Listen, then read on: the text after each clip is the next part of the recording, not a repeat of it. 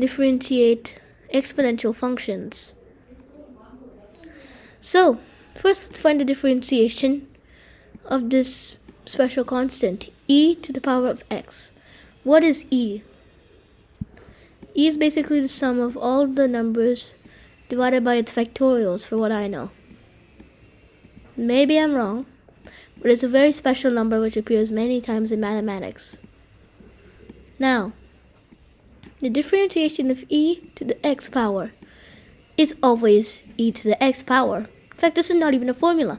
E to the x power is going to be e to the x power. You just have to know that.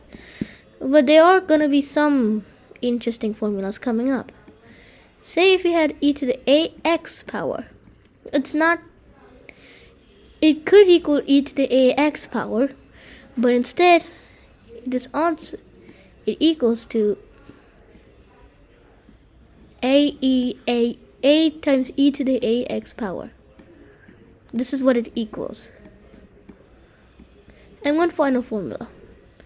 A to the x power can also be written as in, which is another form of e technically.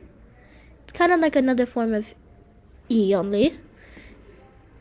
I don't even know what to call it. But this is basically it. The other form of e with brackets a inside the brackets along with a to the x. Now using these three basic formulas, well actually there are actually really only two, we can solve many things. Let's try e to the 4x. How are we going to write that?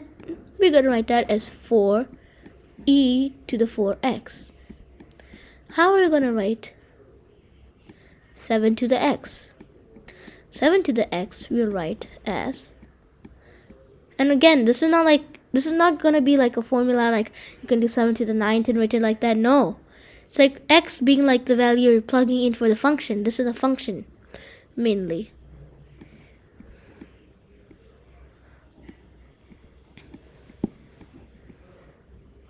You get this. This is a function, so you can't really use this like everywhere, like 7 to the 5th. The differentiation of 7 to the 5th is what we learned from earlier. 7 to the 5th is 35 to the 4th, because it's, you know what.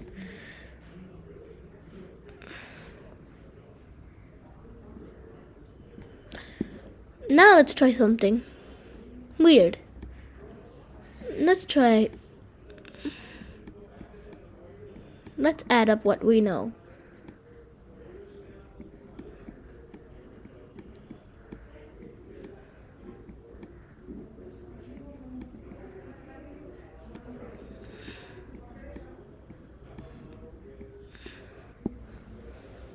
Now, when you multiply something with e to the x and you want to differentiate it, you get the same result.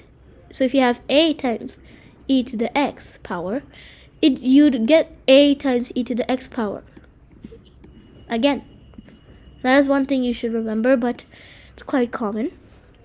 A to the x, we remember, is in, or I'm just going to call it in even though it's not called in, a x. And then we add these all together. It's very hard to draw this thing. And e to the power ax is 8e to the power ax.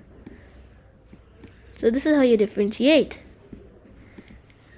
This is how you differentiate exponential functions. See you later, see you tomorrow, or today if you're watching another video from today. And yeah, just see ya. Just see